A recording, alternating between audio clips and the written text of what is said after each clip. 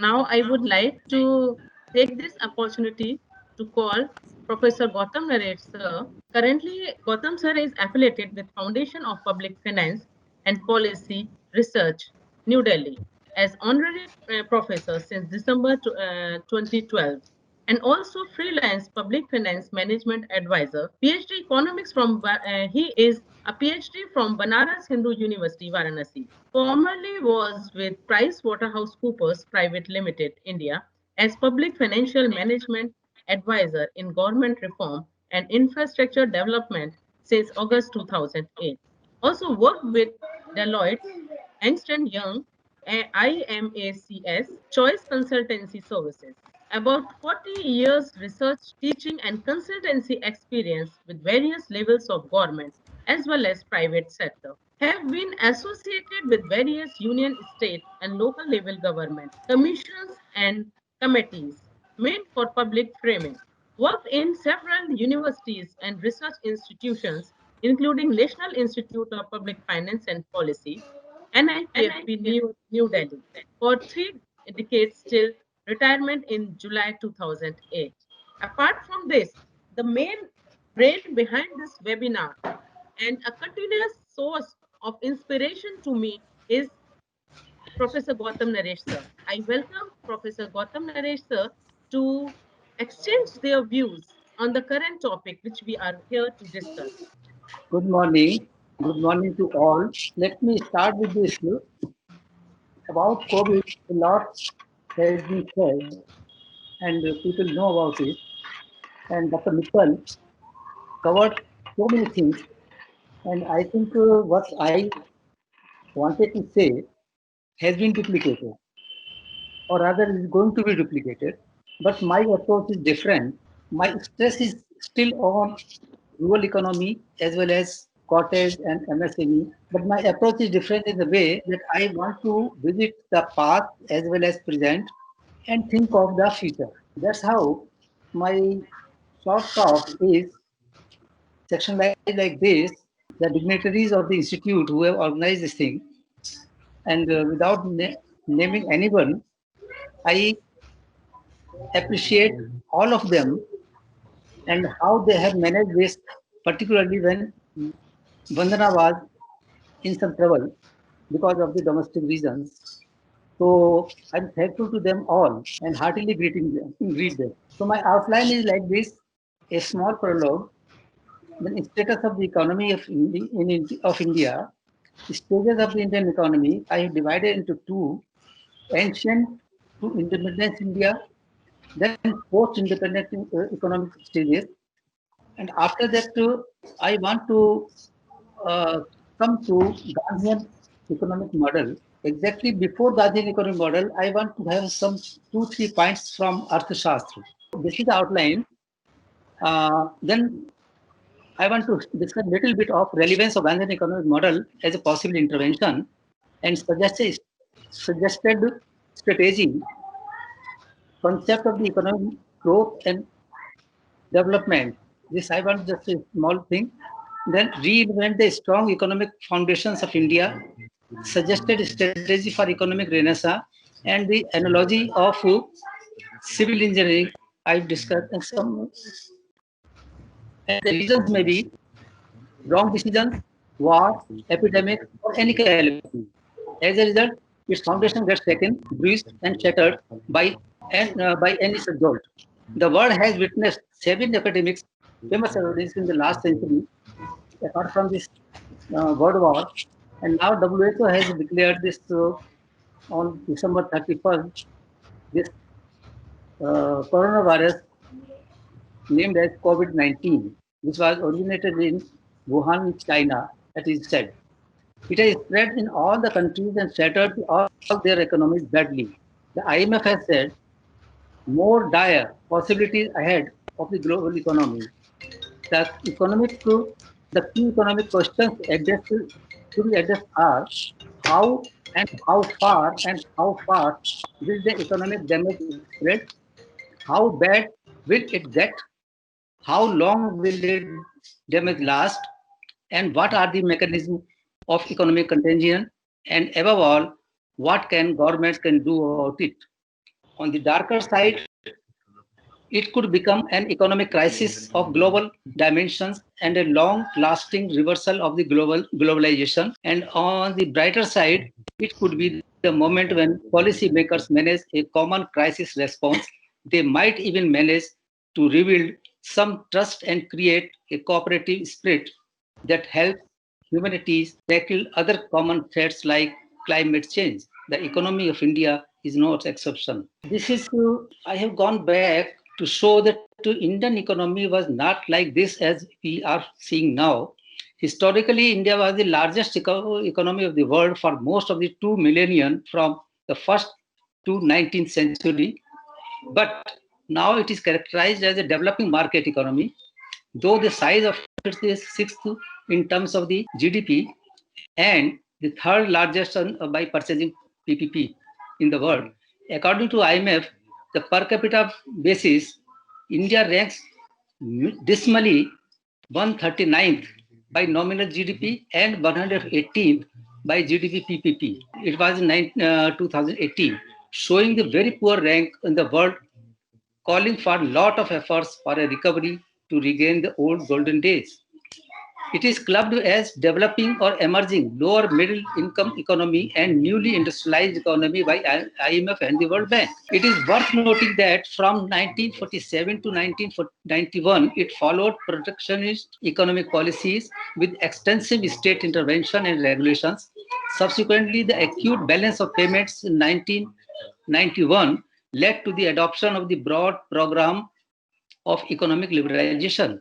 And since the start of the 21st century, average annual GDP growth rate was 6 to 7%. And especially from 2014 to 18, India was the world's fastest growing major economy, surpassing even China. Ease of doing business rank in the world is 63rd. Nearly 66% of the population is rural, whose primary source of livelihood is agriculture. That is World Bank's assessment, and contributes about 50% of the GDP.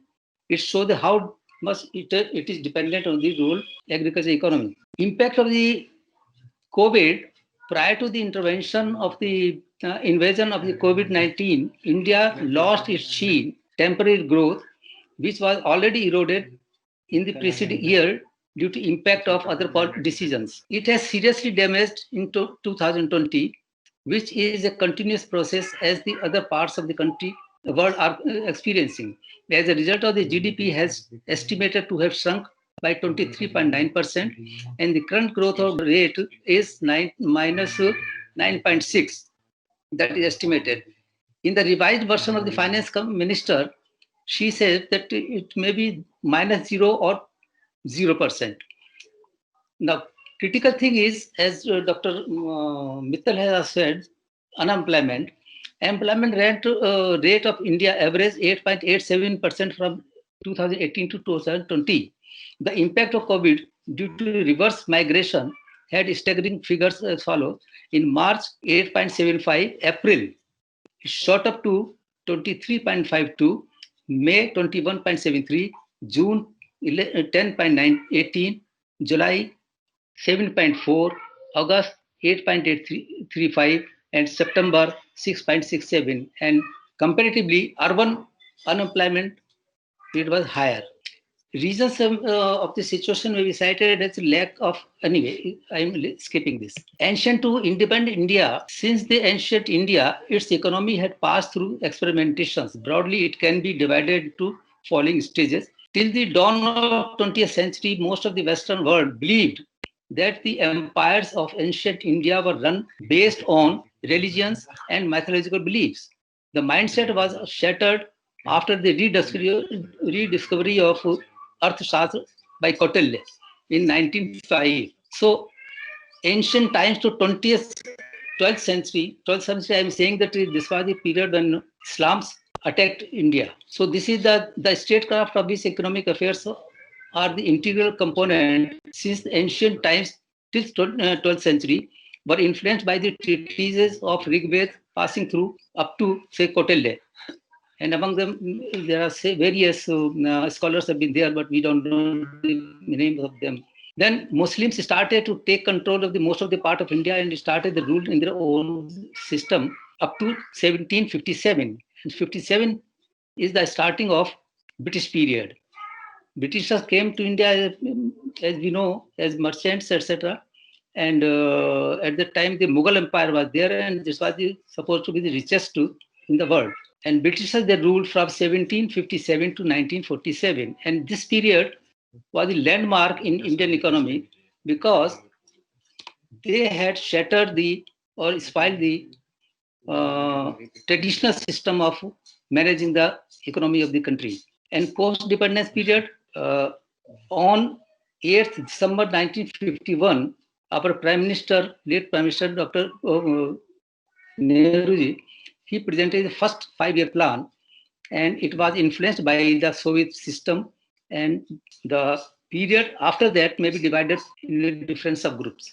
And post-independence economic Indian economy with strict regulations from 47 to 91, reformed economy of India post-liberalization 91 to 2000, and economic with now they are calling the Modi government that it would be the Atmanirbhar or self-sufficient after the mainly because of the impact of the pandemic. Now, Bloomberg report recently, a few days back, it has noticed that India is recovering, and by September end, they said that there's revivals in demands and business activity.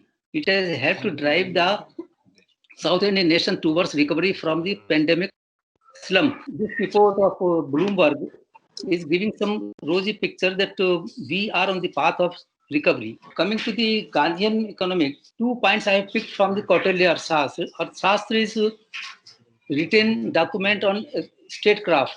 Before that, this was all religious things. So those things have been derived from there. Arthashastra is the culmination of on record, which contains all the wisdom till that date. It contains all the facets of the statecraft. Kautilya philosophy is based on the principle of Sam, Dam, Dand, Bhed, persuasion, temptation, punishment, and division at various different and sequential meaning to achieve the end. We have picked up two points. One, agriculture, and second is sustainable growth with people welfare. On agriculture, he said the agriculture is the most important constituent of the economy. Then good governance in Kautilya's literature is aimed at fulfilling the welfare of the people. In the happiness of the king's subjects lies with the happiness in their welfare. His welfare, whatever pleases him personally, he shall not consider as good, but whatever makes his subject happy, he shall consider good. So these are the two basic things. Now, coming to the Gandhian economic model, Gandhi was not an economist, but the term Gandhian economics was coined by J.C. Kumarappa. And let us try to, at the outset, what was his philosophy and the basic features of the Gandhian model. He was of the view that to social improvement, humanitarian touch, fulfillment, non-violence and rejection of class war, rejection of the materialism, ways to fight poverty, self-sufficiency, decentralized approach, and village would be the self-sufficient units. So these were the basic points which he used to advocate. And after the death of Gandhi, his economic philosophy was altogether put aside. As I told you, that in the first 5-year plan, this was based on the Herod Dover model. He adopted the economic development on the basis of the large-scale socialized state-owned enterprises providing much less opportunity for employment. In keeping with the approach, second five-year plan put restrictions on the growth of capacity of factory enterprises engaged in commodity production. However, since for these households or cottage enterprises, adequate resources were not provided, nor any effort was made to improve their productivity. They could neither fulfill their targets of production of consumer goods nor of generating enough employment opportunities. Europeans suggested that the waste of resources if provided to cottage industries. The model adopted aimed at greatest good for the greatest number. But the Gandhi's model was the Sarvodaya with the aim at the greatest good for all. Gandhi believed that the best economic system not only cared for to lift the poor, but also skilled and impoverished background, but also empowered to lift the rich, highly skilled of capital means and landlords. Further, the mandate theory of majoritization democracy should not be pushed to absurd extremes. Individual freedoms should never be denied, and no person should ever be made a social or economic slave to the resolutions of majorities. Gandhi contacted and challenged Nehru for rapid industrialization of the Soviet model. He denounced it as dehumanizing and contrary to the needs of the villages where the great majority of the people lived. Nehru rejected his arguments and adopted personal socialist economic convictions. It was Nehru's vision, not Gandhi's, that was eventually preferred by the Indian states. Gandhi was in favor of ending poverty through improved agriculture and small-scale cottage rural industries. Gandhi's economic thinking disagreed with Marx, according to the political theory scholars and economists. Gandhi refused to endorse the view of that economic forces are best understood as antagonistic class interests. He argued that no man can degrade or brutalize the other without degrading and brutalizing himself, and that sustainable economic growth comes from service, not from exploitation. While disagreeing with Nehru about the socialistic economic model, Gandhi also critiqued capitalism that was driven by endless wants and a materialistic view of man. This, he believed, created a vicious vested interest of materialism at the cost of other human needs such as spirituality and social relationships. To Gandhi states Parekh that both communism and capitalism were wrong, in part because both focused exclusively on materialistic view of man and because the former defied the state with unlimited power of violence later defied capital. He believed that the better economic system is one which does not impoverish one's culture and spiritual pursuit. The roots of social economic prosperity in India lies in the development of its age-old base on agriculture and its agriculture-based cottage industries. The history of agriculture in India dates back to the industrial civilization. India ranks second worldwide now in farm. As per 2015, agriculture employed more than 50% of the Indian workforce and contributed 17 to 18% to the country's GDP, according to Indian Economic Survey 2018. And according to latest report, the agriculture is primary source of livelihood to 58% of the population in India. And in 2016, agriculture and allied services like animal husbandry, forestry, fisheries accounted for 15.4% of GDP, with about 31% of the workforce in 2014. India ranks first in the world with highest net cropped area, followed by US and China. The economic contribution of agriculture in Indian GDP is steadily declining with the country's broad-based economic growth. Still, agriculture is demographically the broadest economic sector and plays a significant role in the overall socio-economic fabric of India. Before going to the suggestion of the how I'm suggesting the strategy, let us take a quick look at the concepts of economic growth and economic development. Whereas this economic development is a qualitative concept, it refers to the process by which the overall health, well-being, and academic level of the general population of a nation improve. It also means improved production volume due to the advantages of the technology. It is the qualitative improvement in the life of the citizens of a country and is most appropriately determined by the Human Development Index. The overall development of the country is based on many parameters such as the creation of the job opportunities, technological advancements, standard of living conditions, per capita income, quality of life, improvement in self-esteem needs, GDP, industrial and infrastructure development, etc. Whereas this economic growth is a quantitative concept, it can be referred to as that increase which is witnessed in the monetary value of all the goods and services that are produced in the economy during the time period. And when we compare the inter-country GDPs, it is on a single US dollar terms. So that also makes the different difficult to compare exactly. It is one type of quantitative measure which reflects the potential increase in the number of the business transactions taking place in the country.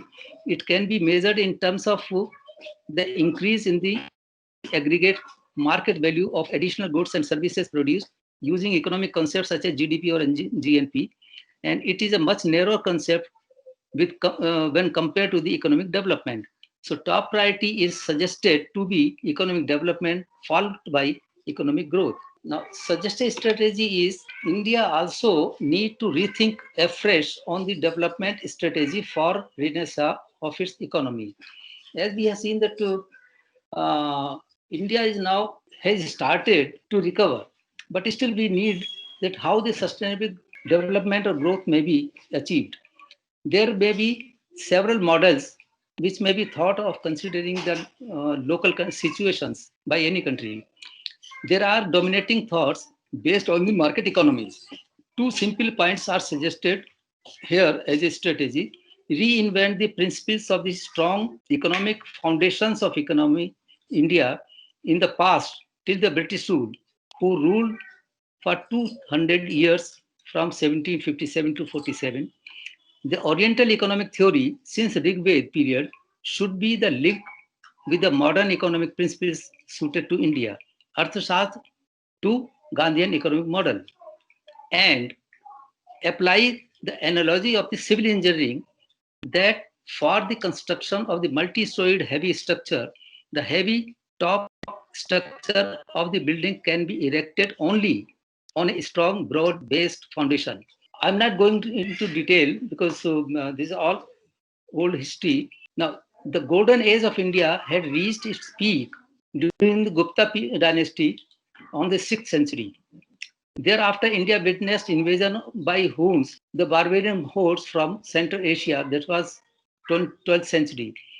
From there on, India had its share of the dark ages. While the invading of the Islam rulers employed Indian educated class for administration purposes, the Islamic writers did not engage themselves with the Indian literature concerning economic matters. That was the missing link. In fact, Arthashastra by Kautilya was discovered only in the early part of the 20th century in the possession of a Pandit from Tanjavur. Even Britishers, for example, James Mill, a liberal utilitarian, opined that Indians, or he called Hindus, almost always were penurious, extremely poor, and ascetic. But the Oriental Indian thoughts had culmination as a treatise in the Arthashastra about the statecraft of which economics is a part of it. Some of the critical points of the Arthashastra may be found in Gandhian economy philosophy. Second thing is an analogy of the civil engineering and pillars of the economic foundation. Five interlinked key pillars of broad-based economic foundations of the developing economy with potential to provide substantially large quantum of employment may be as follows. Because Indian economy unemployment time and again it has been criticized by all, particularly those who are in the not ruling party, that employment is not given. So unemployment is a key factor to be taken care of. First is the agriculture. It includes any industry involved in the extraction and production of raw materials such as farming, logging, fishing, and mining. It make up a large portion of the economy in developing economies than it does in developed economies, with focus on then cottage industries. Now it is extended to micro, small, medium, and enterprises, MSME. Cottage industry, the small scale industries, and micro and medium scale industries are those where the business is carried on at home with small number of workforce or laborers, and the members may be of the same family, religious group, or the community. Most of the workers of the small scale industry are the traditional artisans who have inherited their work as art from their ancestors. They are best suited to employment generation. It has a wider scope to cover several multi-sectoral activities also. Then decentralized governance. Local level governance, whether rural or urban, best suits to take care of their needs and solutions of them. India has constitutionally empowered third tier system of governance. It should be the focus on Gram Panchayat because they are large in number and also block development areas. Rural development. Rural development is the process of improving the quality of life and economic well-being of the people living in the rural areas. It is intended to further the social and economic development of rural communities. Rural people themselves have to participate in their sustainable rural development because of the outsiders may not understand the setting, culture, language, and other things. Now, addition to this is self-help groups. The self-help groups is a voluntary financial intermediary non-governmental organizations usually composed of the 10 to 20 persons, men or women, of 18 to 14 years of similar socio-economic backgrounds in a small contiguous area who operate in the principles of self-help, solidarity, and mutual interest. There are more than 50.77 lakhs such SHGs, which out of which 44.61 lakhs are women. Functional SHG as on in 2019. So these are the five basic pillars on which this employment and also development and growth. Because I have not, I have removed a lot of things. How cottage industry exports are also in demand. So they are export foreign exchange earners also. It's not that to only employment. Now, I'm summing up. Any economy is fragile by nature, as I said, and thus the foundations are shaken, bruised, and shattered by any jolt, be it wrong decisions, wars, natural calamities, and any other epidemic. The world has witnessed a few epidemics century also, namely Asian flu, Hong Kong flu, avian flu, severe acute respiratory syndrome, Middle East respiratory syndrome, Ebola virus disease, and now this COVID. Subsequent to this, the task is how to revive the economies. There may be various economic models to suit the specific conditions of all the country. India is also one of them. The model of self-sufficiency is ideal one, though it cannot be perfectly achieved. If it has to depend on other economies, it has to be very cautious in choosing their partners. Already Indian economy is facing the acute problem of unemployment, and it has been coupled with the addition of reverse migration from the various states and also from to their native states. In addition, workers return from the other countries to aggravating the unemployment situation. The foundations of Indian economy got a big jolt. Statistics are very much available. Replicating the principles of the civil engineering, only strong foundation can bear heavy load of a structure on it. Under this situation and the principle of engineering, one option is to the relevance of earlier rejected Gandhian economic model that suits to India renaissance of its. It doesn't mean that we should not go forward. Technology should be adopted and not limited to this thing. The sustainable economic recovery with unemployment potential should be based on the priority of those sectors and ultimately leading to the strong, heavy and industrial sector. All would ensure good amount to export too. In some way forward, nothing is there, but agriculture should be like this, that modern technique should be there, but it should not spoil the quality of the land fertility. Panchayat rural system should be developed, strengthened, as former President APJ Abdul Kalam was saying, that for development of villages to achieve some vision, modern technological advances should reach them. They are to be provided urban facilities to rural areas to arrest the rural-urban migration, but they should not be urbanized. Modern techniques should be adopted, banking facility, etc., etc. This is for the MSME or cottage industry that they are not capable of handling those things. Government should come forward and their government should have the monitoring system and guidance. So lot of things are being done, but still lot of things have to be rethought and implemented. That's all.